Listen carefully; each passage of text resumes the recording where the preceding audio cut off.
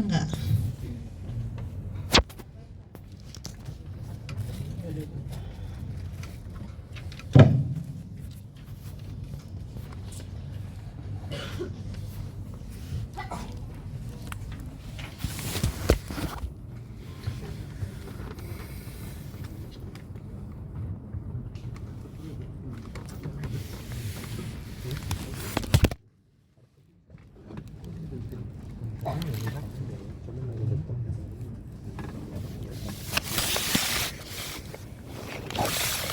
Ya. Pada slide pertama dan kedua saya hanya mengingatkan kamu bagaimana atau supaya nanti kamu bisa membayangkan di mana letak dari habitat atau predileksi parasit ini ketika nanti saya menerangkan atau membicarakan tentang patogenesis ya. Jadi kalau misalnya saya menerangkan bahwa predileksinya adalah di daerah misalnya biasanya kalau untuk yang parasit infeksi parasit ini ya. Ini yang penunjuk ininya mana ya? Ada ya, cuma ke atas ke bawah aja ya. Ya biasanya kalau predileksi parasitnya itu ya, terutama untuk Trichomonas ya, ini lokasi pada reproduksi unita. Secara teori ini hanya atau bagian dan jarang sekali ya transmisinya itu atau perpindahan parasitnya itu sampai naik ya. Jadi biasanya lokasi dari parasitnya ini sendiri sampai daerah pelvis ya. Nah, kalau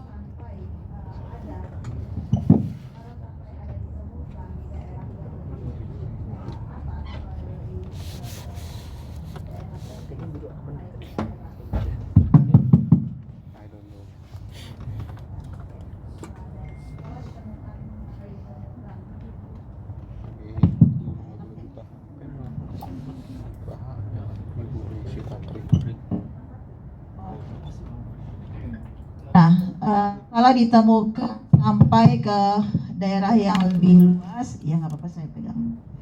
Maka ini menandakan ada dorongan mekanis ya dari ada dorongan mekanis dari kontak seksual. Nah itu yang menyebabkan perjalanan dari bisa sampai ke atas atau melebar dari wilayah tempat predileksi si parasit tersebut. Oke. Nah dari gambar-gambar tersebut ya ini saya mau menggambarkan bahwa ini seperti itu tadi, di mana sih lokasi atau tempat predileksi habitat dari parasit yang akan saya omongin berikutnya. Nah, kalau untuk sistem reproduksi sebenarnya habitat parasit atau benar-benar ada di sistem reproduksi, baiklah itu adalah hanya Trichomonas. Tetapi ada seperti Eucheria bancrofti, terus ada lagi nanti saya bicarakan tentang Toxoplasma, ada lagi nanti saya bicarakan tentang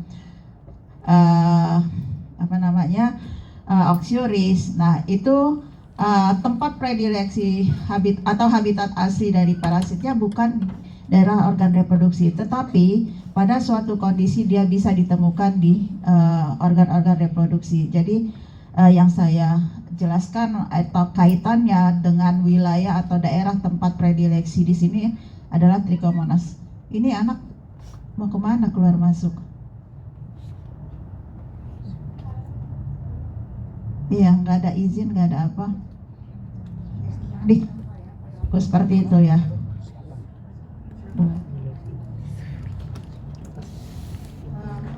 Next.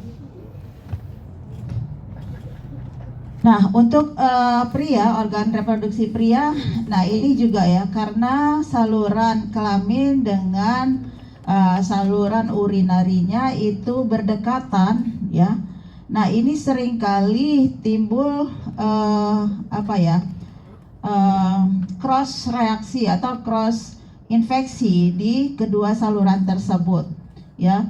Jadi kalau misalnya ada gangguan pada atau ada masuknya infeksi parasit, ya, melalui hubungan seksual ini, ya, dia bisa melalui, nah ini mulai dari bagian penis masuk ke, nah ini ada bisa melalui masuk ke bagian dari uretra. Nah, dia juga bisa masuk ke daerah sampai ke aliran ductus deferens atau sampai ke wilayah epididymis. Nah, makanya nanti manifestasi klinisnya bisa juga menyebabkan epididimitis, ya. Kemudian, nah itu dia. Tetapi kalau tidak terjadi intercourse atau kontak seksual, biasanya parasit bukan atau tidak ditemukan pada daerah organ reproduksi laki-laki. Oke. Nah, ini beberapa parasit yang akan saya bicarakan dalam organ reproduksi. Nah, di sini saya bagi-bagi dalam kelompok yang memang hidupnya atau predileksinya di organ reproduksi, ya, baik betina, baik laki-laki ataupun perempuan. Nah, sedangkan Toxoplasma, Wuchereria, dan Oxyuris ini bukanlah penduduk asli atau bukan parasit yang tempat habitat aslinya di organ reproduksi, tetapi dalam satu kondisi bisa ditemukan. Misalnya untuk Toxoplasma, kita tahu Toxoplasma itu bisa beredar atau bisa hidup di 5 jantung atau 5 organ, ya, dan organ reproduksi melalui jalan blood vessel atau pembuluh darah. Oke, nah ceritanya diceritakan pada slide berikutnya. Nah, kemudian lymphatic vessel. Kita tahu bahwa salah satu penyebab dari penyebab dari adanya gangguan pada ini daerah skrotum, ya. Skrotum ini menjadi membesar, ya, atau disebut sebagai apa? Hidrokel. Nah, ya, ini yang menyebabkan, kalau terjadi hidrokel, ini menyebabkan apa? Air urinnya menjadi berwarna kayak seperti putih susu, ya, susu yang susu murni, ya. Nah, seperti itu. Nah, ini sebenarnya kan bukan bagian dari bukan bagian dari habitat di organ reproduksi si Bancroft ini sendiri. Nah, dia bisa mengganggu, ya.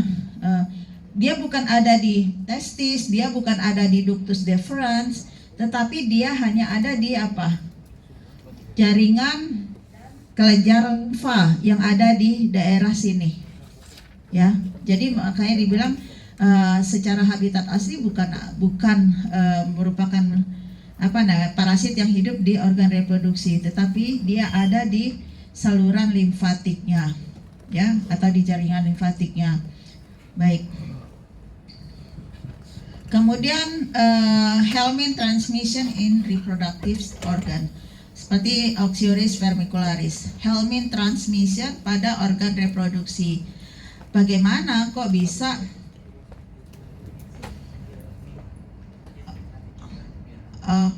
ini udah lancar kok? Oh ya.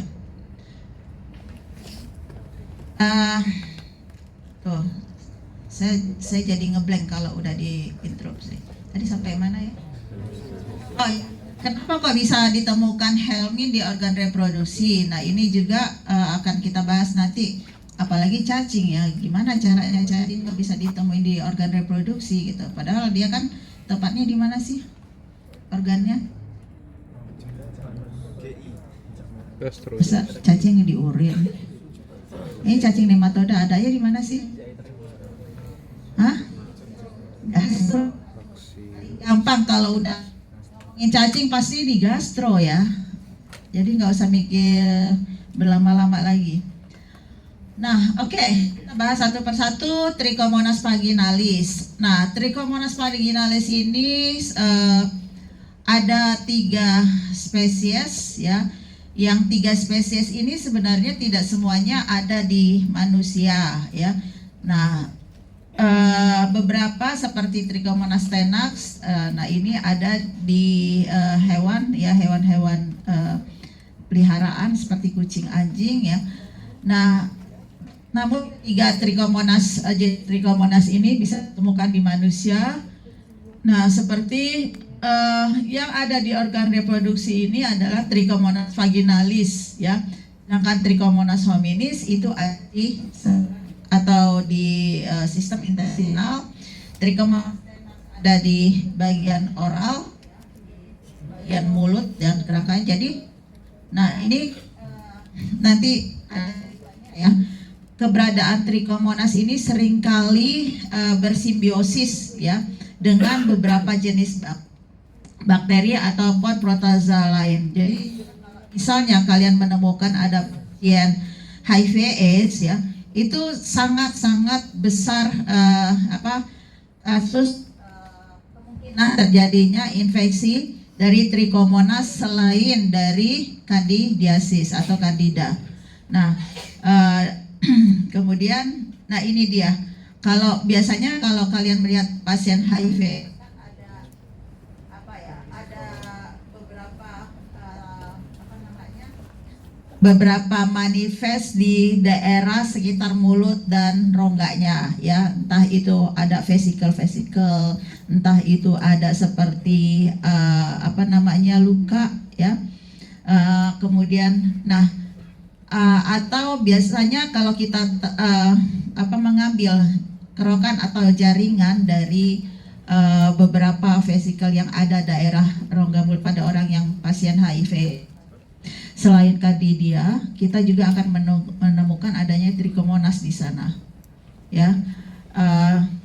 Nah, kemudian there is no kista pada siklus. Nah, ini yang harus kalian, bahwa kalau protozoa itu dalam siklus hidupnya umumnya memiliki stadium ya, kista dan stadium trophozoid. Tetapi untuk khusus Trichomonas ini dalam seluruh siklus hidupnya dia tidak pernah ada stadium lain selain stadium trophozoid ya, selain stadium trophozoid. Nah, ini akan berpengaruh terhadap kemungkinan apakah bisa terjadi penularan atau transmisi atau tidak melalui melalui media-media tertentu ya. Nah, kita harus menghubungkan dengan siklus hidupnya. Kalau trophozoid itu biasanya dia bisa hidup dalam media yang media yang basah atau media yang cair atau media yang bisa memberikan dia tuh gerak yang lebih leluasa. Nah, itu. Tetapi kalau dia ada pada media yang kering, katakanlah misalnya kalau protozoa ini keluar dari hostnya, kemudian kalau parasit jika keluar dari hostnya, maka dia akan membentuk perlindungan diri dalam bentuk atau dalam kista. Nah, sedangkan si Trichomonas ini nggak punya stadium kista. Lalu gimana dia bisa menularkan pada saat dia ada di luar hostnya? Nah, ini yang harus kalian ingat ya, bahwa misalnya sering kan kalian kalau misalnya di toilet-toilet umum ya, hati-hati misalnya kalian berpikiran bahwa kalau misalnya kalian duduk di toilet umum, toiletnya yang toiletnya yang biasanya kalau ya di kota-kota toiletnya udah toilet duduk dong ya. Nah, kalau misalnya ya kalian ragu ya apakah toilet tersebut ada bekas-bekas atau media atau cairan dari orang sebelumnya yang kemungkinan bisa menularkan penyakit seksual transmission.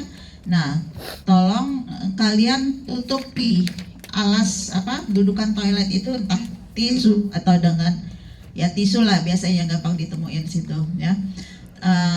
Tetapi kalau misalnya tidak ada, nah sebisa mungkin dibersihkan ya dengan itu sabun ya, sabun cuci tangan atau apa namanya, semprotan air. Nah, ini salah satu cara untuk supaya menghilangkan kemungkinan adanya transmisi dari orang lain. Nah, lalu apakah benar misalnya saya udah kebelet Bu, nggak sempat lagi bersih-bersihin dudukan toilet.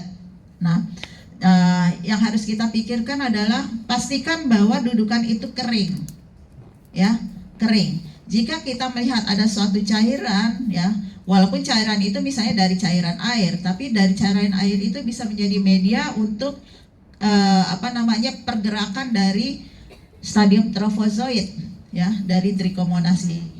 Ya, pastikan pokoknya kering. Karena kalau dalam kondisi kering, otomatis kalaupun misalnya ada bekas atau jejak dari floor albus seseorang, itu tidak bisa hidup dalam waktu sekian, ya. Nah itu ya. Jadi edukasi dari saya tentang trichomonas, jika kalian apa namanya, kebetulan ke toilet atau toilet umum, pastikan bahwa dudukan toilet itu dalam kondisi kering, ya. Kalaupun ada setetes cairan dari air, misalnya orang misalnya habis cebok kan ada bekas-bekasnya, itu harus kalian benar-benar pastikan itu kering. Cari tisu, cari apalah pokoknya, ya, karena itu menjadi media untuk tempat hidupnya atau pergerakan dari trofozoid. Ya, jika itu tidak dikeringkan, ya maka kemungkinan akan menularkan ke orang lain. Ya, kita nggak tahu ya, kita tidak boleh berprasangka, tetapi kita harus waspada. Itu aja. Nah ini tadi there is no kista dalam siklus hidupnya, tetapi dia masih bisa hidup dalam beberapa menit kalau di luar hostnya, kalau ada media cairan ya yang bisa membuat dia bisa menularkan atau bergerak ke orang lain. Kemudian karakternya, nah ini karakter ini berhubungan dengan morfologi ya. Sebenarnya ini harus diterangkan nanti di praktikum, hanya saja untuk modul ini saya tidak ada praktikumnya. Nah, secara morfologinya dia ada memiliki bentuk aksostil seperti, oke, saya ulang. Nah, ini ada beberapa bagian ya. Kalau kalian ambil floor albus atau kalian ambil swab vagina, kadang-kadang bentuk seperti ini nih nggak sempurna atau nggak sebagus di gambar ini. Jadi kadang-kadang kalian sulit bedain mana yang trichomonas, mana yang epitel dari lapisan kulit luar vagina. Nah itu hampir mirip bentuknya. Yang membedakannya adalah adanya inti sel di sini, ya. Ini inti selnya. Kemudian, nah di selain inti sel, dia khasnya adalah nih, yang kalau ini terlalu bagus ya, terlalu sempurna. Oke, bentuk sempurnanya dia ada inti sel, ada aksostil di sini. Aksostilnya memanjang, ya, mulai dari anterior sampai ke posterior. Kemudian dia mempunyai 4 flagel di anterior sebagai alat geraknya, dan dia punya undulating membran. Ini merupakan pelebaran dari salah satu bagian apa namanya, sitoplasma dari si sel trichomonasnya. Ya, undulating membran dan flagel ini merupakan alat gerak. Jadi dia perlu media yang basah, ya, media yang cair untuk bisa tetap aktif bergerak. Nah, apa lagi? Pembenahannya secara longitudinal. Jadi ini kita lihat ada parabasal body. Ini parabasal body merupakan organel ya. Organel ini terbentuk dari pelipatan. Pada dia akan melakukan pembelahan, maka selnya ini akan melipat ya ke arah seperti begini. Nah ini yang menyebabkan terbentuknya si parabasal body. Dari satu dari satu intisal ini nanti ketika dia melakukan pembelahan, maka ini akan menjadi dua individu baru, ya. Yang dua individu baru, intisal ini akan membelah menjadi kelipatan dua, ya. Nah, ini nggak bisa lebih dari dua, jadi hanya membentuk dua sel baru. Oke, nah ukuran nggak perlu kalian hafalkan, ya. Nah, mempunyai 4 flagel anterior dan 1 flagel posterior yang melekat pada tepi membran bergelombang. Oke, tadi udah saya jelaskan, inti lonjong dan seterusnya. Oke, ini nggak usah dihafalkan, ya. Cukup dengan melihat bentuk. Nah, bentuk trichomonas ini hampir sama dengan bentuk parasit apa? Masih ingat nggak? Yang mirip-mirip ini kan bentuknya agak mirip seperti lembaran daun. Yes. Bedanya di mana? Kalau Giardia gimana? Ada matanya 2, ya. Parabasal bodinya tuh seperti bentuk mulut, ya. Nah, seperti itu, gampang membedakannya. Predileksi pada wanita di mukosa vagina, pada pria di uretra dan prostat. Nih, dari tempat predileksinya aja kalian sudah bisa melihat atau sudah bisa mengetahui bahwa dia hidup di tempat atau jaringan yang cair atau yang basah, ya, seperti daerah mukosa, kemudian bagian uretra, ya. Bagian-bagian dari mukosanya. Tidak ada bentuk kista berkembang biak secara belah pasang longitudinal. Tadi longitudinal itu dari anterior ke posterior.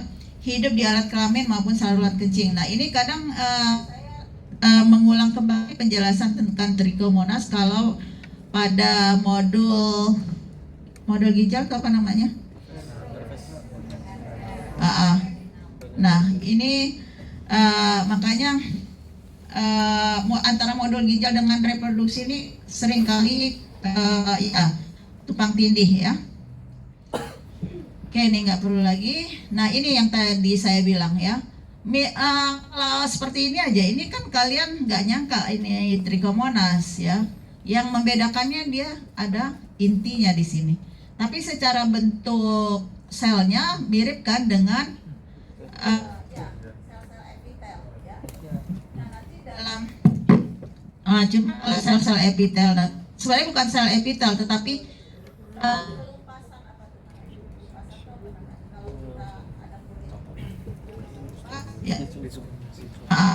ya itulah lembarannya, pelupasan itu. Kulit yang melupas itu kan memang terdiri dari susunan epitel, ya kan. Nah, ini mirip gambaran seperti ini, ya. Nah, secara ukuran dia lebih besar dari sel. Sifat sel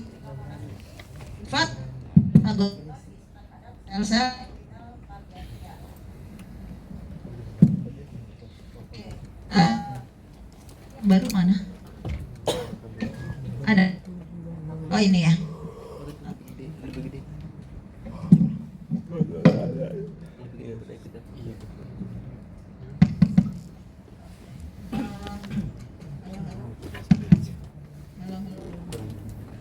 Kurang kencang.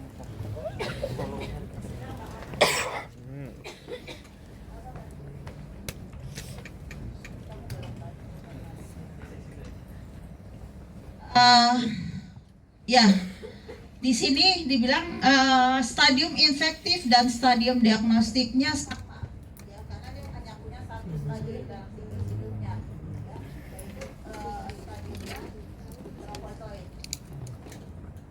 Oke, nah ini pembelahannya mulai dari bentuk thrombozoid yang sempurna atau yang asli, kemudian kalau dia mau melakukan pembelahan, ya, ini lihat pembelahannya, jadi si intisal ini akan mengalami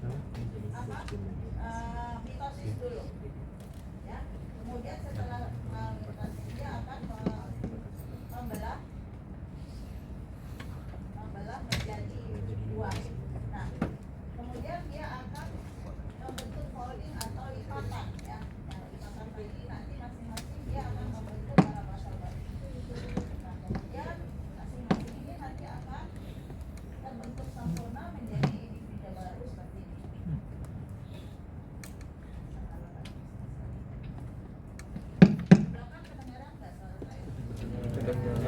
Pada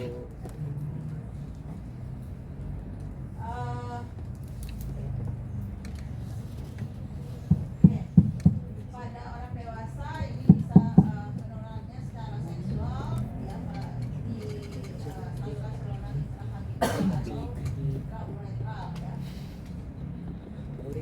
Nah, trikomonas ini akan masuk melalui atau masuk ke dalam sel targetnya, terutama sel-sel epitel yang ada di daerah mukosa saluran-saluran atau organ-organ tersebut. Nah, ini gambarannya ya, kalau terjadi intercourse di sini, maka si trikomonas kan ada di wilayah daerah vaginal, ya, sampai batasannya di permukaan serviks.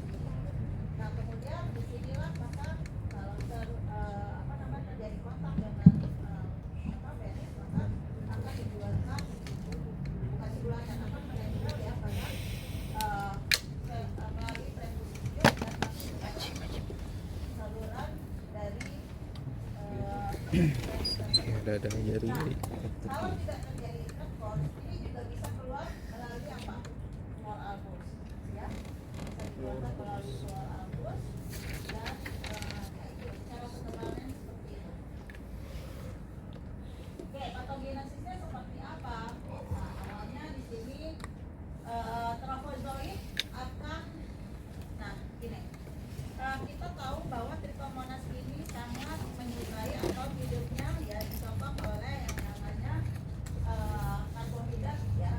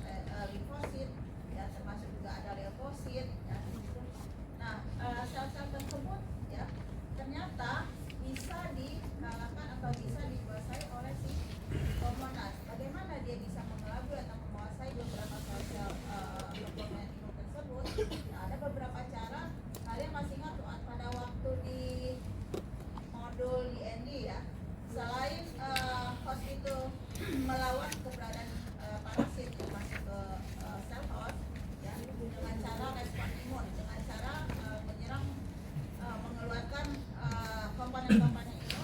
Nah, si parasit ini juga punya sistem pertahanan atau yang disebut sebagai evasion mechanism. Jadi mekanisme evasi atau mekanisme menghindar. Mekanisme menghindar ini salah satunya dengan istilah Trojan horse. Jadi dia menggangit beberapa komponen parasit yang tentu saja biasanya yang ukurannya lebih besar dari ukuran sel si Trichomonas tersebut. Tapi kalau untuk yang sel-sel target yang ukurannya atau sel komponen imun yang ukurannya lebih kecil, dia sifatnya memfagosit. Ya. Nah itu kalau dia udah berhasil ya menekrosis atau melisiskan sel-sel target, maka dia akan nyari lagi sel target lain supaya dia bisa mendapatkan makanannya tadi. Ya. Kemudian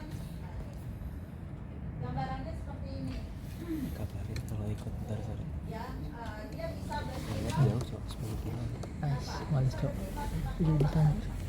Gue berjanji kan. terhadap sel epitel. Ngapain cok, jauh banget Karena coy. dia menempel, kemudian dengan menempel ini kemudian dia akan menyerang sel lisosom pada sel targetnya. Kemudian lisosom ini akan dinekrosiskan atau dihancurkan ya, oleh sel sitotoksin yang ada pada si parasitnya. Nah, disitulah maka si sel target ini akan mengalami nekrosis. Nah, kemudian hal lain dia juga bisa masuk kalau dia menyerang atau masuk ke daerah saluran apa namanya pembuluh darah atau pembuluh darah yang ada di lapisan-lapisan apa dinding dari sel ginjal tersebut kan dia juga bisa Nah, video mana Ri? apa nekrosis sel pada pembuluh darah atau pada eritrosit. Kemudian satu lagi tadi saya sudah jelaskan di depan bahwa keberadaan dari si Trichomonas ini selalu bersimbiotik dengan ada jamur ya, terutama jamur kalau virus nggak disebutkan biotin. Kemudian kalau jamur dan protozoa lain. Nah, jamur-jamur yang ada di saluran apa namanya saluran organ reproduksi biasanya kan kandidiasis atau kandida. Nah, yang protozoa lain ya yang kehidupannya atau apa namanya siklus hidupnya itu mirip dengan Trichomonas adalah Mycoplasma hominis ya. Mycoplasma hominis ini, nah dia bersimbiotik atau bekerja sama dengan si Trichomonas ini ya. Nah, ini gambarannya seperti ini. Dia akan menyebar si Mycoplasma ini akan menyebar ya di sel targetnya ini. Kemudian mereka akan bekerja sama untuk melawan leukosit ya. Kemudian ada juga mereka melawan sel-sel interleukin 8 ya. Nah, sehingga banyak sel komponen sel imun kita bisa dikuasai atau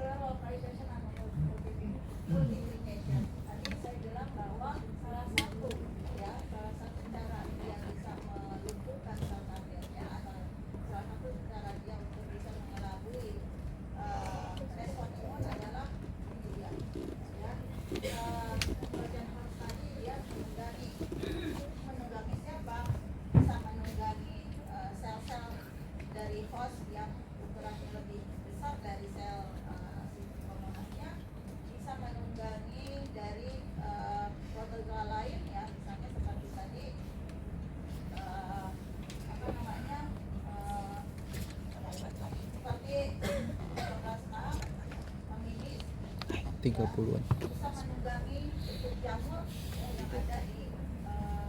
Tiga enggak ada. Bersamaan dengan si trichomonasnya. Nah, kemudian protected niche. Jadi dia 41 ya. berkelompok untuk menduduki suatu wilayah atau lokasi dari jaringan tertentu di daerah mukosa mukosa vaginal.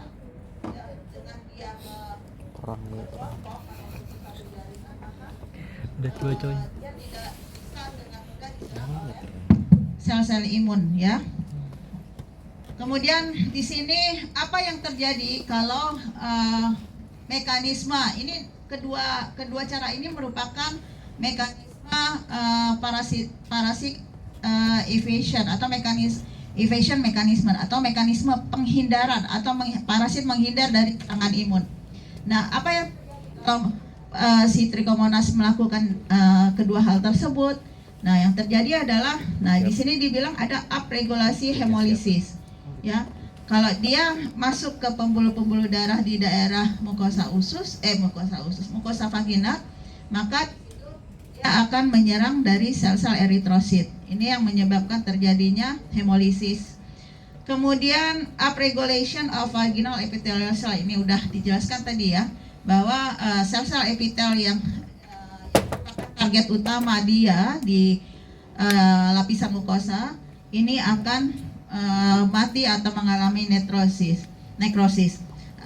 Apalagi yang terjadi upregulasi of yeast cell fagositosis. Ya, kalau dia biasanya kalau keberadaan Trichomonas ini tadi saya bilang bersimbiosis dengan beberapa mikroorganisme lain.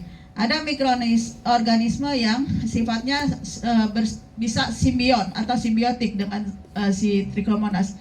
Namun ada juga mikroorganisme yang sifatnya justru menjadi fagosit, ya, fagosit atau bisa juga kebalikannya, dia yang dimakan oleh si Trichomonas. Nah, ini salah satunya ada beberapa jenis dari sel-sel jamur, ya. Biasanya jamur itu kan berhifa dan setiap hifanya biasanya putus-putus ya atau terbelah untuk membentuk individu baru. Nah, ini biasanya jamur-jamur yang dalam bentuk hifa atau dalam bentuk sel tunas ya, seperti Candida. Candida itu ada beberapa macam bentuk, bisa hifa, bisa tunas ya.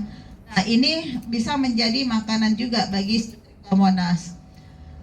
Kemudian bagaimana dengan respon imun? Nah, di sini terjadi upregulasi dari monosit dan makrofag. Nah, ternyata monosit ini ya secara keberadaan dari si Trichomonas ini justru yang yang berperan aktif ya, yang menjadi musuh utama adalah si monosit. Dari segi besar dari sel monosit itu sendiri ukurannya lebih besar dari si Trichomonas ya. Jadi Trichomonas tidak bisa memfagosit dari si monosit tersebut ya. Kemudian monosit ini dapat menyerang si Trichomonas ya untuk memfagosit ya. Kemudian makrofag juga bisa melawan si Trichomonas ini. Selain itu si makrofag ini juga akan mengeluarkan interleukin 1 ya. Kemudian TNF ini merupakan sitokin yang proinflamasi ya, proinflamasi. Namun nanti ada keterangan nih.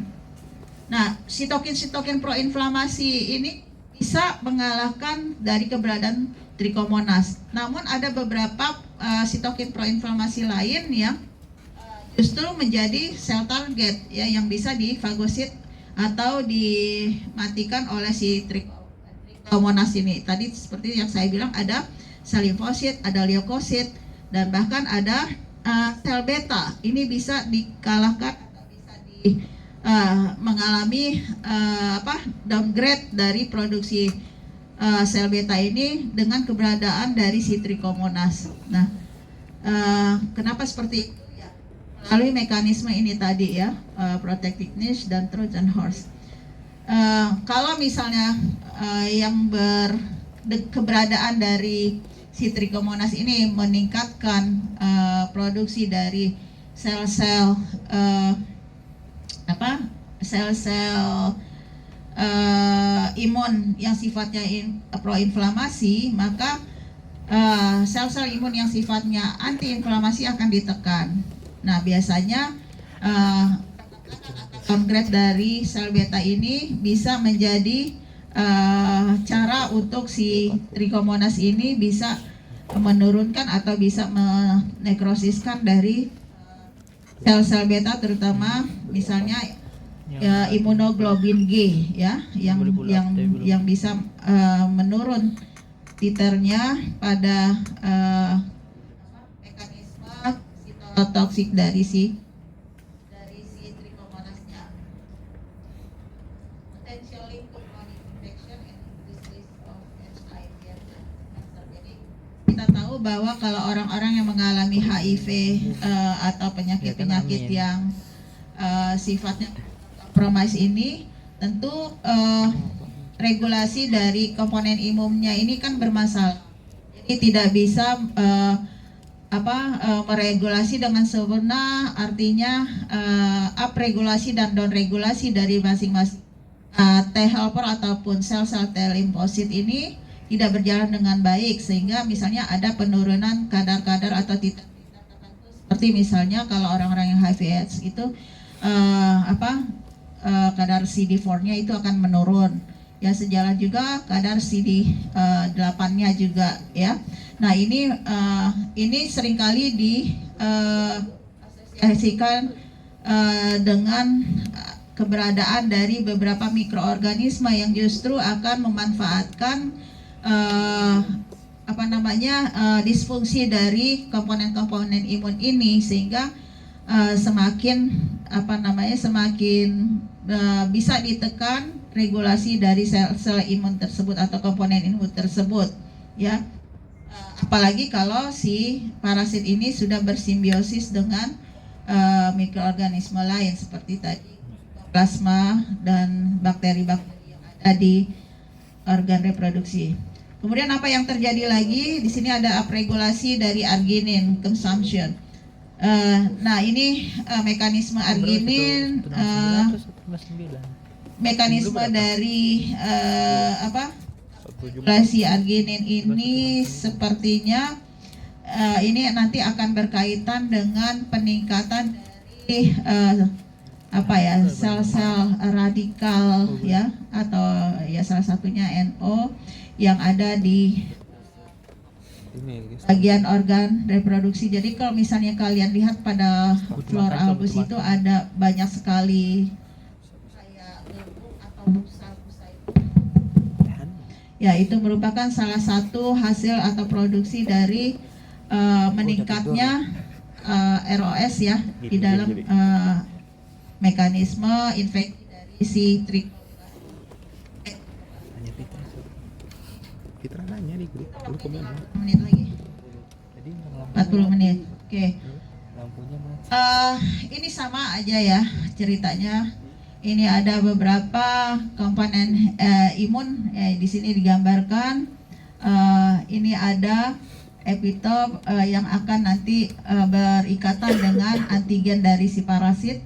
Ya, bila ini sudah berikatan untuk sel-sel komponen imun ya yang mekanismenya bukan mekanisme fagosit ya.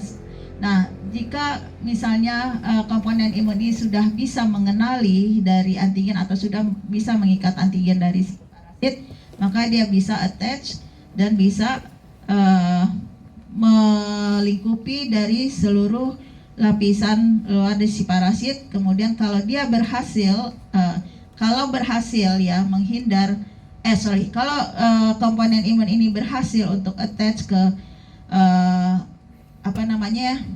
antigen parasit, nah ini mereka bisa melakukan mekanisme nekrosis atau mekanisme lisis ya dari si parasit. Tetapi kalau misalnya komponen-komponen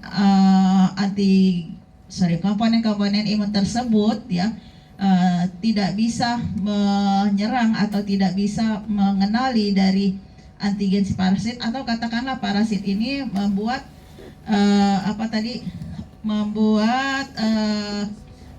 antigen atau membuat bangun protein yang mirip dengan beberapa komponen si imun tadi ya, atau dia menempel pada salah satu komponen imun tadi, misalnya makrofag ataupun dengan monosit.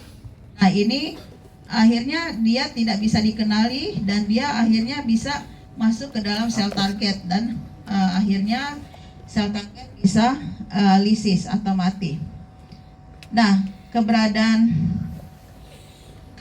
dari Trichomonas ini juga selain dia menghadapi serangan dari komponen imun, juga dia akan menghadapi serangan dari mikroorganisme yang ada di sekitarnya pada lokasi yang sama. Gambarannya misalnya seperti bakteri batang ya, dari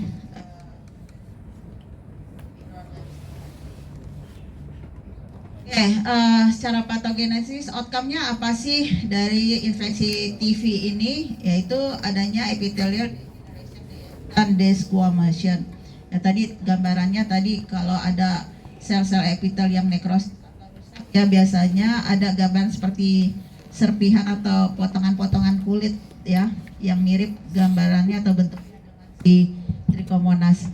TV is able to lyse T cell. Nah, ini dia yang saya sebutkan tadi, bahwa ternyata dia bisa ya menyerang atau membuat si komponen imun yang sel T, sel B, limfosit dan leukosit ini bisa menjadi lisis. Nah, ini salah satunya dari cara dia bisa mentrojan atau bisa menempel atau bisa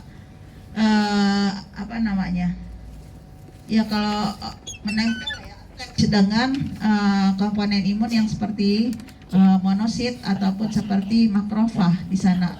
Dia bisa membentuk protein yang mirip atau sama dengan komponen imun tadi. Ya, itu yang bisa menyebabkan dia bisa mengalahkan sel-sel imun tersebut.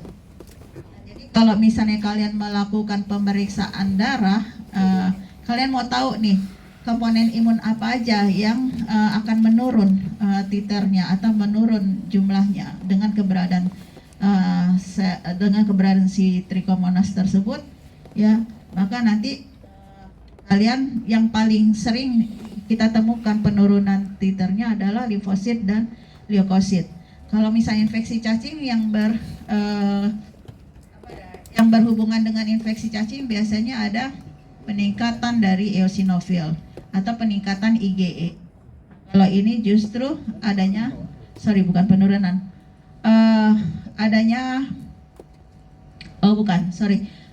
Penurunan ya. Limfositnya akan lisis, kemudian leukositnya lisis. Nah, ini kedua ini yang sering ditemukan. Ya, kalau adanya lisis dari T cell dan B cell ini saya belum tahu, tapi teorinya memang dibilang parasit debris menyebabkan, udah ya tadi. Jadi salah satu hasil nekrosis dari kematian sel target itu kan akan mengeluarkan substrat ya dari sel-sel yang mati ini. Nah, substrat ini akan bercampur dengan substrat yang dikeluarkan dari si parasitnya. Nah, ini bisa bercampur dalam debris yang berupa fluor albus ya. Seringkali hasil substrat yang keluar dari sel-sel yang nekrosis ini akan menyebabkan leukorea ya, atau seperti nanah atau bau yang enggak sedap lah. Patogenesis dari Trichomonas infection terjadi melalui mekanisme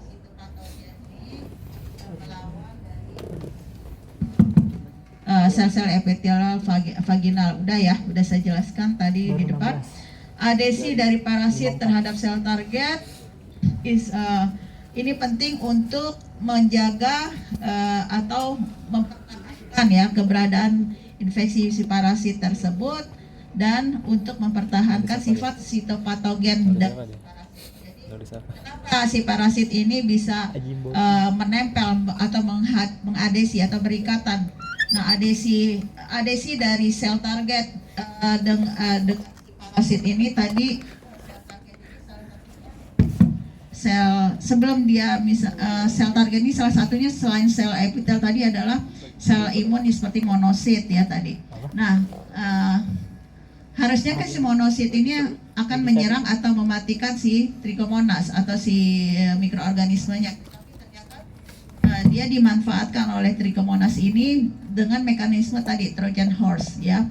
Ya, dia menempel dengan cara misalnya dia akan membentuk protein pada permukaan tubuh si parasit sehingga dia bisa berikatan dengan epitop dari permukaan luar si monositnya. Nah, ini salah satu cara ya si parasit ini atau si Trichomonas ini bisa menempel atau hidup ya, menghindar dari serangan imun yang lain, sehingga itulah cara dia untuk mempertahankan keberadaannya di jaringan tempat dia. It's not highly contagious disease. Oke. Ini kalau situasinya kita imunokompeten, dibilang tidak bersifat menular, tidak terlalu bersifat menular. Kalau kita yang imunokompeten, tapi kalau kita imunokompromis atau sedang drop imunnya, ya walaupun kita imunokompeten, kadang-kadang kita mengalami fisik yang drop. Ini bisa saja bersifat high contagious. It cannot be transmitted by sharing towel. Nah, by sharing towel tentu saja enggak. Kenapa? Ya kering ya. Itu aja deh. Dia perlu media basah. Using same toilet or same clothing. Nah, ini juga kondisinya seperti apa? Ya, pokoknya kalau kondisinya selama dia kering tidak menularkan. Only unprotected intercourse can transmit the disease. Ya, ya kita nggak tahu juga ya, pada pengalaman saya dulu banget waktu saya kerjasama dengan WHO, kita membagi-bagikan kondom ya. Ternyata dengan pemakaian kondom itu juga tidak menjamin seksual ya. Satu, ketahanan dari si kondom itu sendiri atau sifat elastisitas. Kemudian kedua, dari perilaku seksual. Nah, itu juga bisa menjadi cara yang sangat besar atau potensial untuk penularan penyakit menular.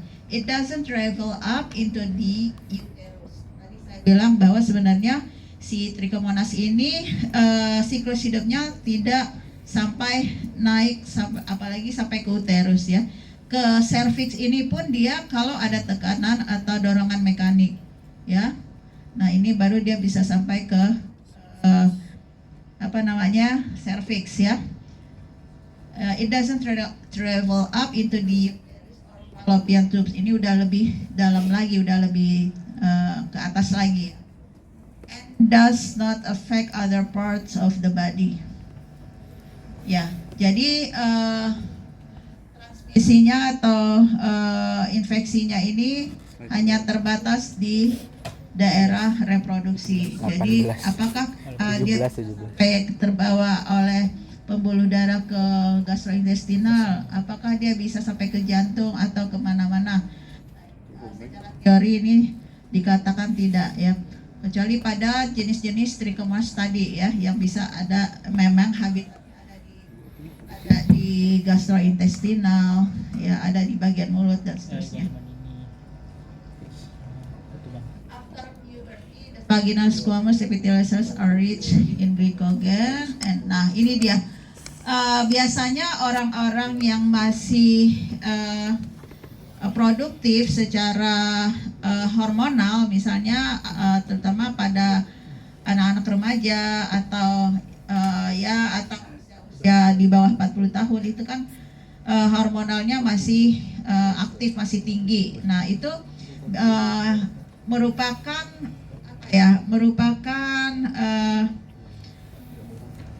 kemungkinan atau untuk meningkatnya populasi Trichomonas ini semakin besar, atau kemungkinan terjadinya infeksi Trichomonas ya pada kelompok usia tertentu semakin besar. Hormon-hormon tersebut akan memicu dari produksi glikogen atau glukosa yang merupakan makanan dari si Trichomonasnya. Jadi sejalan dengan usia, sejalan dengan perkembangan hormon, nah itu juga berkorelasi dengan kehidupan si Trichomonas ya. Jadi kalau orang-orang yang sudah mengalami menopause biasanya hampir jarang sekali atau tidak ditemukan adanya si trichomoniasis. Oke, keterangan saya udah menjelaskan kalimat yang gambarannya sama seperti waktu pemicu DV ya. Ya, ada gambaran seperti strawberry violet ayo. Ya. Iya sih mirip. Bedanya di sini ada flor albus yang cair. Bedanya dengan candidiasis apa? Kalau dari flor albusnya? Warnanya kenapa? Lebih putih, hijau. Lebih putih. Kayak hijau lebih kuning. Ya, kalau flor albus candidiasis kalau dibilang putih dia agak kekuningan mungkin ya. Yang jelas viskositasnya atau kekentalannya gimana? Lebih menggumpal atau lebih koloid ya, lebih keras, lebih. Nah, kalau ini dia lebih cair dan mengandung apa? Kadang-kadang berwarna hijau kekuningan, ya. Nah, ini dia. Kemudian, nah ini ada gambaran strawberry pada daerah permukaan manifest lain ya tentu saja bau odor ya. Nah ini baunya kurang lebih sama sih lah kalau candidiasis juga ya. Gatalnya ini luar biasa, lebih dari candidiasis ya. Gatalnya karena apa? Kalau ini kan pergerakan aktivitas dari si Trichomonas ini juga akan merangsang inflamasi ya dari rasa pruritus di daerah vaginal. Whitish gray, nah itu tadi ya, kalau masih belum bercampur dengan substan atau hasil metabolit dari jaringan nekrosis, nah ini masih berwarna agak bening ya, agak bening keputihan. Tapi kalau sudah jaringan-jaringan yang nekrosis bisa dari hasil metabolit si sel epitel atau metabolit dari sel mikroba yang lain, itu biasanya udah bercampur dengan nanah dan berwarna agak kehijauan. Painful sex ya, tentu saja ya, karena kalau dia dapat gesekan mekanik akan terasa sakit ya. Clinical features-nya ada kasus di perempuan itu 10-50% katanya asimptomatik ya. Nah ini lagi-lagi kondisinya kalau terjadi pada orang yang imunokompeten. Berbeda halnya dengan kalau pada saat orang-orang yang compromised. The commonest symptom include vaginal discharge 70%. Ya mungkin lebih dari 70% karena rata-rata orang yang terinfeksi Trichomonas ini pasti ada flor albusnya yang khas sekali dan volumenya sering. Varying inconsistency from thin and scanty to profuse and thick. Ada yang cair, ada yang agak tebal cairannya. The classical ini gambaran dari flor albusnya ini sendiri sih. Copious and malodorous discharge, baunya beda-beda ya setiap orang juga. Ya biasanya bau-bau telur busuk seperti itu mungkin. Vulva itching, dysuria or event ada gatal-gatal atau pruritus di daerah-daerah tempat si parasit ini ada. Occasionally the presenting complaint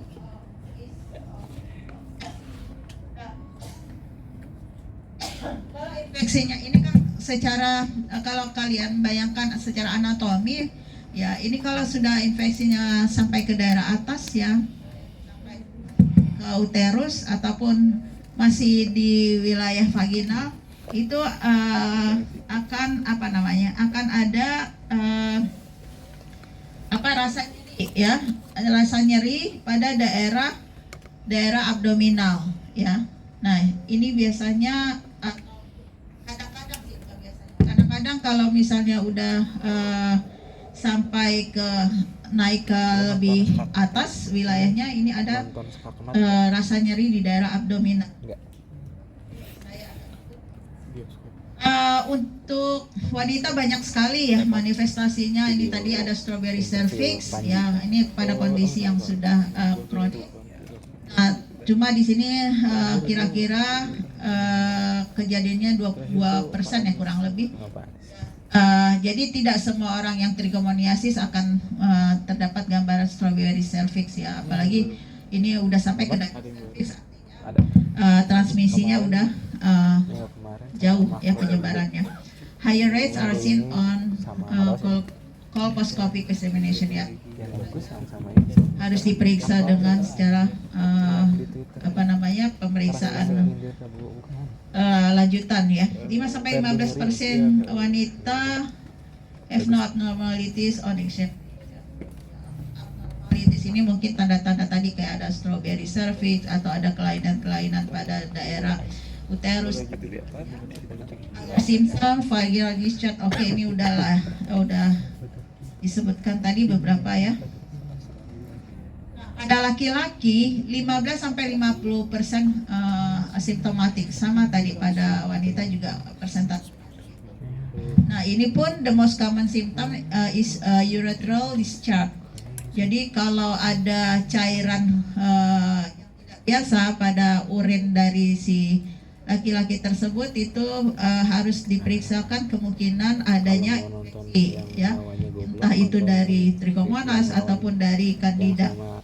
Nah kemudian ada terjadinya dysuria, prostatot. Nah ini kalau udah sampai dalam ya, udah sampai ke prostat, tapi ya ini lagi-lagi ini adalah kasus-kasus yang yang jumlah persentasenya ya entah berapa persen orang yang sudah mengalami infeksi kronis ya, and also recover from epididymal aspirate.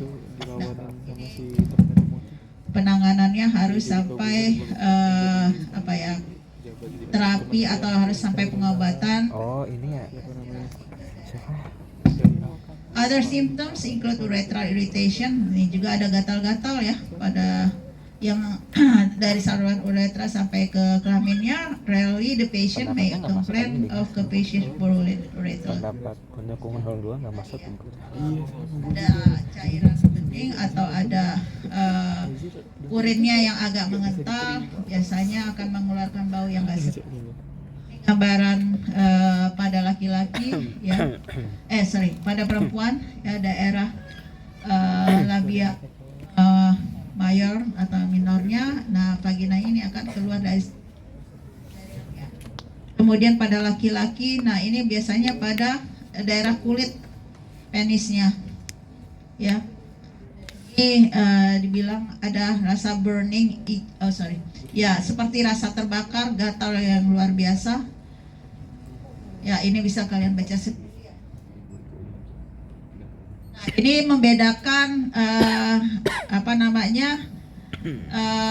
kalau ada gambaran klinis atau manifestasi klinis, apakah itu penyebabnya bakteri atau trichomonas. Ini ada beberapa perbedaan ya. Saya nggak usah bacakan ya, ini tinggal baca aja, tinggal dihafalkan.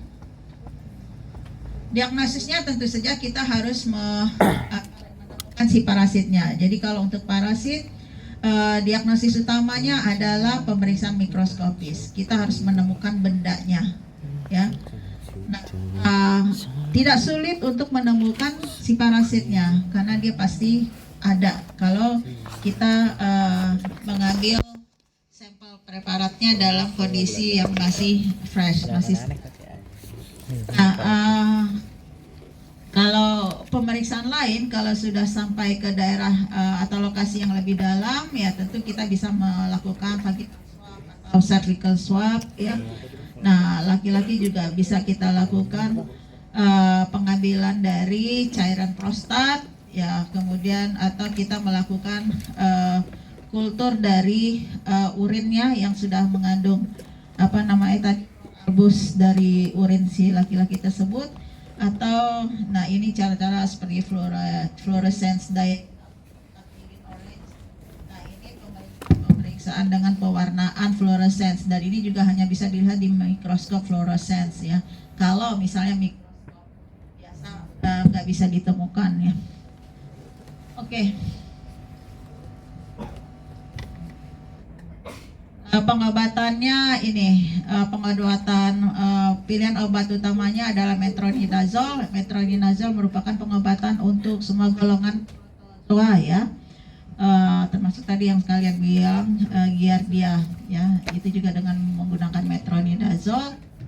Dan ditambahkan mungkin karena ini akan bersimbiosis atau selalu bersimbion dengan bakteri, sebaiknya juga kita berikan antibiotik, ya.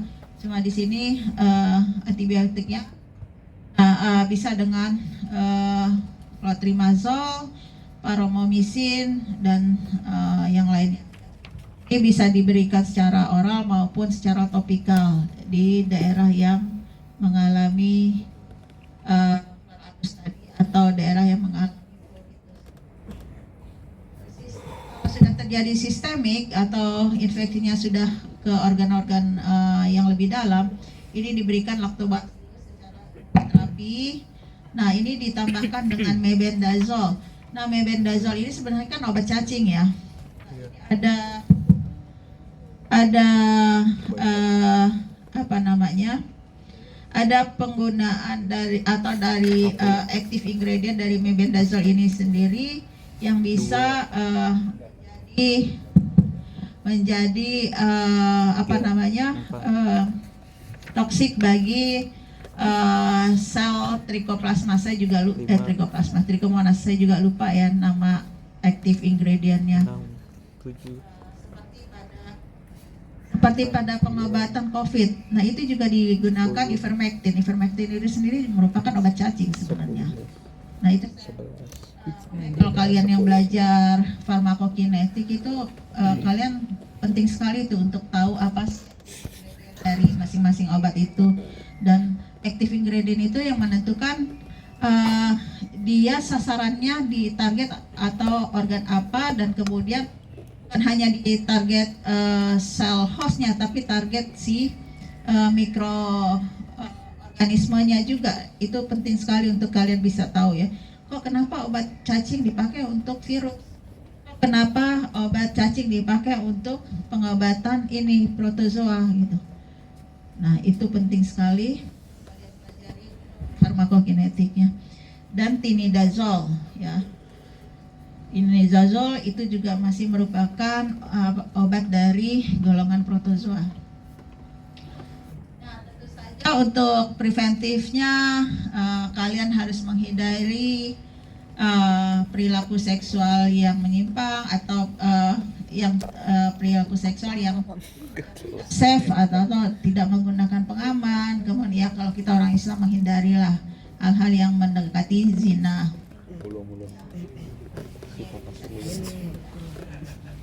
Oke, kita beralih ke Uhyra Bancrofti. Ini morfologi nggak usah saya sebutkan lah, ya. Seharusnya modul lain untuk Uhyra Bancrofti. Oke, saya nggak usah sebutkan. Nah, ini gambaran dari cacing dewasanya.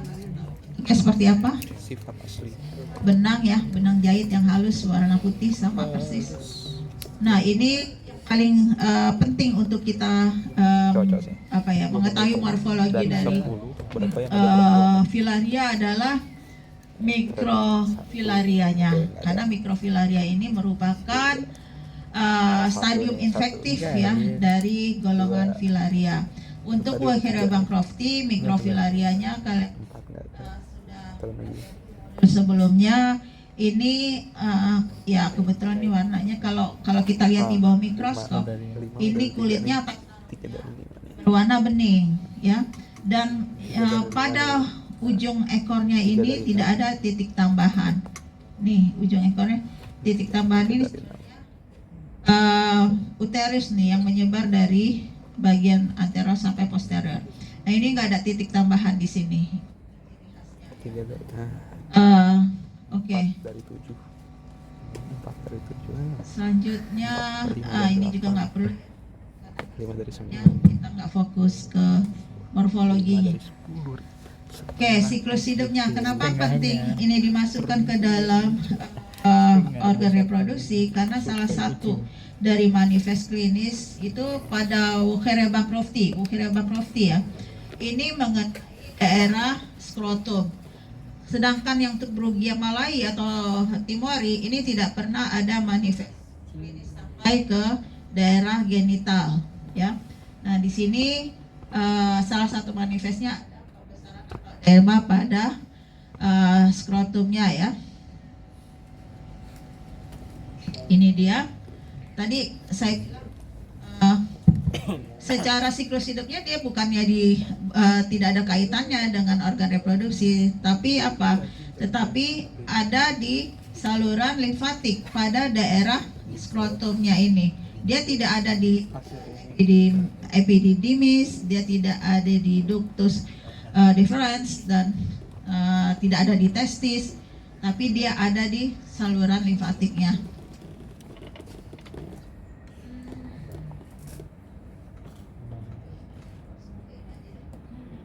Oke, patogenesisnya sama ya, perjalanan si Wucherea atau cacing filaria ini sama dengan infeksi pada infeksi filaria yang lain ya. Nah, ini pada mekanisme ini diawali dengan misalnya masuknya cacing baik bentuk cacing dewasa maupun mikrofilaria. Nah, keberadaan cacing ini tentu saja akan menyebabkan respon imun kita. Respon ini ada macam-macam ya manifestnya. Ada yang berupa pruritus atau berupa kemerahan atau berupa edema dan seterusnya. Nah, yang ini ada allergic reaction lead to inflammation. Jadi kalau misalnya kan kalau ada infeksi cacing itu pasti akan memicu peningkatan dari eosinofil dan IgE.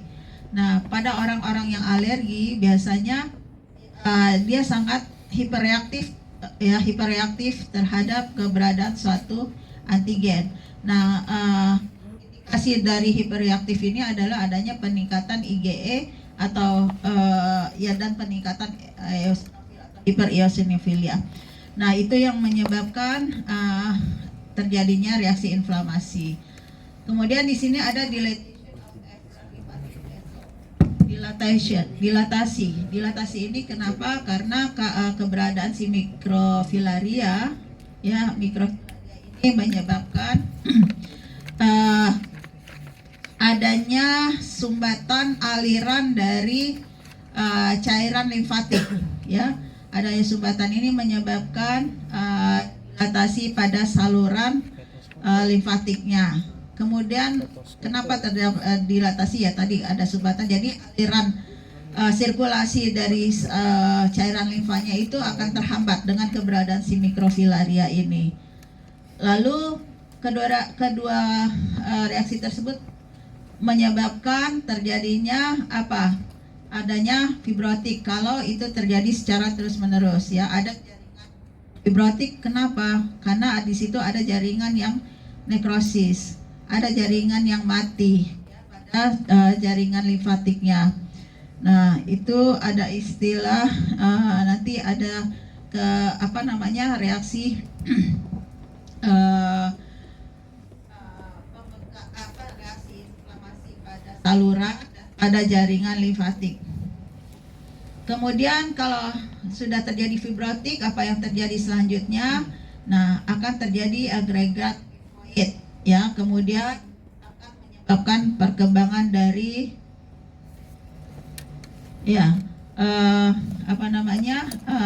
sel-sel germinal, ya.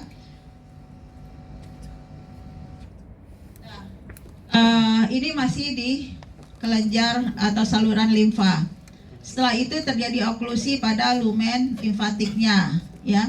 Oklusi ini menyebabkan ada cacing atau mikrofilaria yang mati.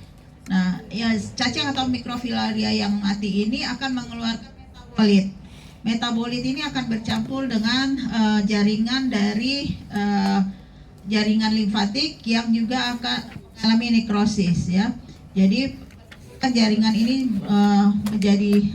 berperan juga dalam pemblokade atau penyumbatan dari saluran atau sirkulasi cairan limfatik. Nah, bagaimana dengan cacing jantung atau mikrofilaria yang masih hidup? Kalau yang masih hidup, dia juga bisa menyebabkan penumpukan pada lokasi tertentu, penumpukan cacing yang nah, kalau ada saluran yang terhambat atau tersumbat, itu kan si cacing ini juga, si mikrofilaria ini juga akan sulit untuk naik atau beredar, ya, ke bagian lain, ya. Atau kalau dia mau masuk ke perifer pada saat malam hari, dia akan sulit untuk naik, ya, karena sirkulasi sudah dihambat, udah terhambat. Apa manifestnya saluran yang terhambat itu? Manifestnya adalah ada timbulnya edema, terutama pada kalau saluran limfatik itu akan menumpuk di anggota ekstremitas bawah. Nah, itu makanya sering terjadi edema itu pada daerah ekstremitas. Worms die and become surrounded by fibrotic tissue which eventually calcifies. Nah, ini tadi kalau misalnya ada udah terjadi fibrosis ditambah lagi dengan penumpukan dari metabolit jaringan yang mati, ditambah juga metabolit dari cacing yang mati. Nah, ini akhirnya akan menyebabkan penumpukan menyebabkan granuloma kemudian akan mengeluarkan beberapa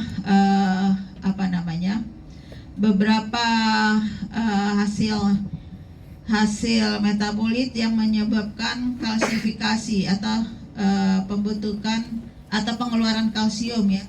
Nah, itu menyebabkan nanti kalau dia bercampur dengan misalnya pada saat pengeluaran urin itu kan saluran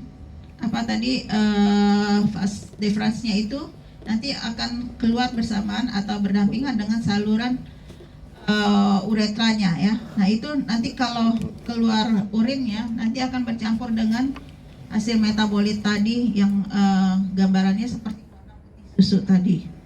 Nah, sebenarnya nggak ada kaitan dengan gangguan reproduksinya, ya.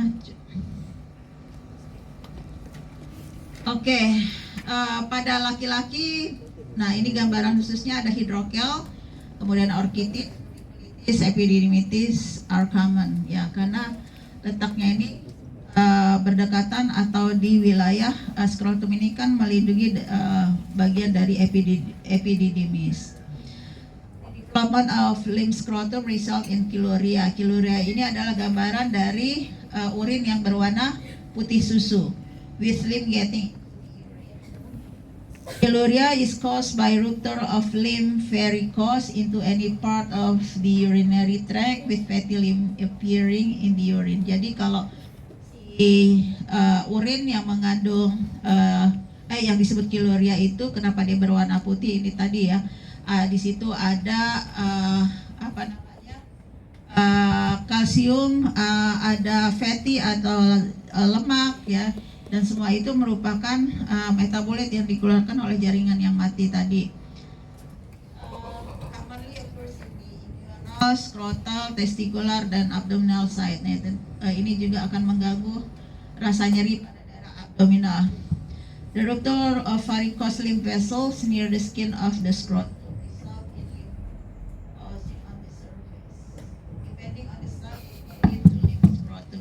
Oke, masih sama keterangannya. Bagaimana kita mendeteksi adanya infeksi dari mikrofilaria ini?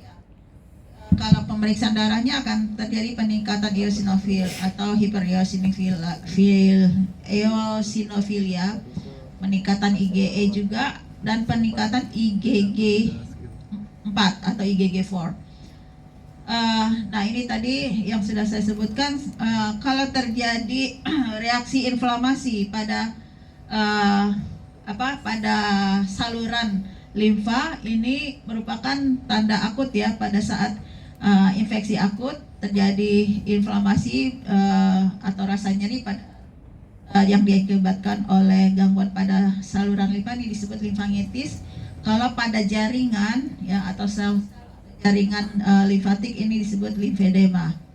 Ya, ini limfedema merupakan tanda reaksi akut pada infeksi mikrofilaria.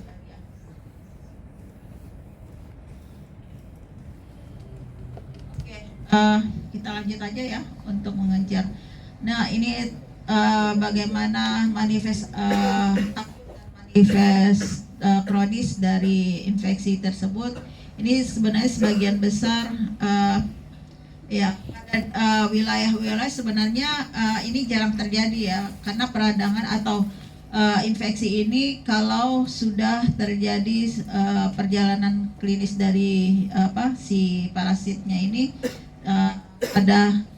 pada wilayah yang sudah lebih luas. Nah, sedangkan kenapa sampai ke daerah-daerah organ seperti epididymis, kemudian masuk ke daerah kulitis. Nah, itu bukan pada lokasinya di situ, tetapi pada daerah sekitar dari epididymis tersebut, ya, karena dialiri oleh 40. Diagnosisnya tentu saja lagi-lagi pemeriksaan gold standarnya dengan mikroskopis, kemudian dengan ELISA dan USG ya. Biasanya USG itu akan terlihat adanya filarial, jadi ada kayak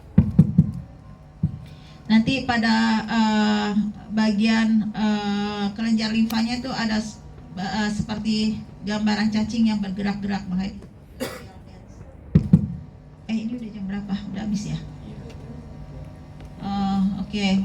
Treatmentnya ya, tentu saja kita kalau untuk targetnya cacingnya kita harus menggunakan obat cacingnya. Nah, Oxyuris ini merupakan kasus yang terjadi pada anak-anak terutama ya. Ada beberapa temukan anak-anak yang mengalami kekerasan seksual oleh orang dewasa. Nah, ini pada saat ditemukan pada saat pasien dewasa tersebut melakukan pemeriksaan ya, dan ditemukan adanya atau telur cacing Oxyuris pada pada daerah penisnya. Kalian sudah bisa menduga bahwa ini terjadi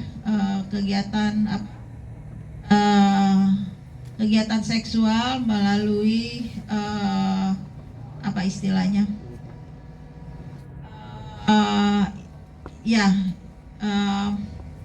Melalui anus dan penis ya.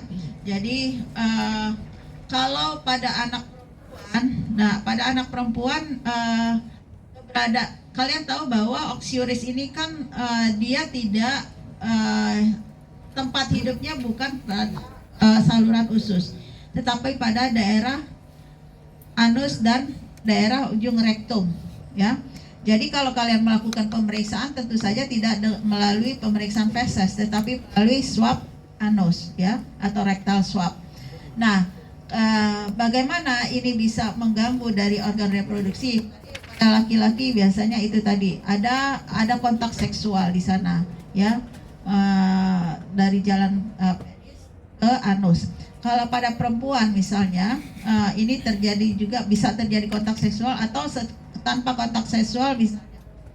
Si cacing ini akan, kalian tahu kalau pada cacing betina, kalau dia sedang grafit atau mengeluarkan telur, dia akan keluar dari tempat predileksinya, dari tempat habitatnya, maka dia akan bisa berjalan ke daerah vagina atau daerah ya organ perempuan, ya. Nah, siklusnya seperti itu. Tapi itu pun ya kalau misalnya populasi si cacingnya sudah berlimpah atau sudah banyak, sehingga dia akan mencari tempat untuk dia beraktivitas. Nah, itu makanya dia akan keluar dari anus dan menuju ke organ reproduksi.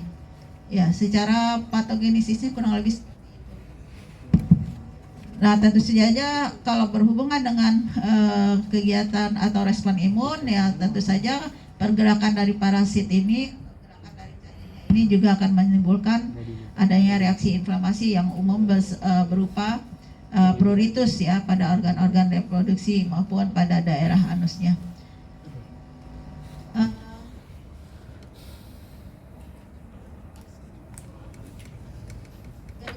Seperti itu saja, saya rasa. Jadi kalau kalian nanti menemukan pasien ya masih dalam kompetensi dokter umum, untuk kasus-kasus yang kegangguan seksual, jadi kalian coba berpikir untuk integratif, artinya jangan menutup kemungkinan infeksi ini hanya disebabkan oleh bakteri saja pada umum, tapi di sana ada protozoa, dan tidak menutup kemungkinan ya pada kasus-kasus tertentu dalam tanda kutip, kalau kalian menemukan pasien-pasien yang kira-kira kalian bisa duga ada perilaku seksual yang menyimpang, nah itu buat suatu anamnesis yang mengarah ke infeksi di luar bakteri, ya, dan kemungkinan adanya infeksi yang tidak biasa seperti infeksi cacing ini tadi. Paham ya maksud saya? Ya, jadi kita tahu bahwa zaman sekarang ini banyak sekali kasus-kasus kasus-kasus perilaku seksual menyimpang, dan itu kita berpikir out the box untuk melakukan anamnesis yang bisa mengarah ke infeksi yang tidak biasanya. Itu saja dari saya, mohon maaf kalau banyak kekurangan, dan kalau ada pertanyaan silahkan, kalau tidak ya tunggu pertanyaan 1 menit kalau ada. Nggak ada, oke. Tidak ada, saya akhiri kuliah saya. Wabillahi taufiq wal hidayah. Assalamualaikum warahmatullahi wabarakatuh. Waalaikumsalam. Waalaikumsalam warahmatullahi wabarakatuh.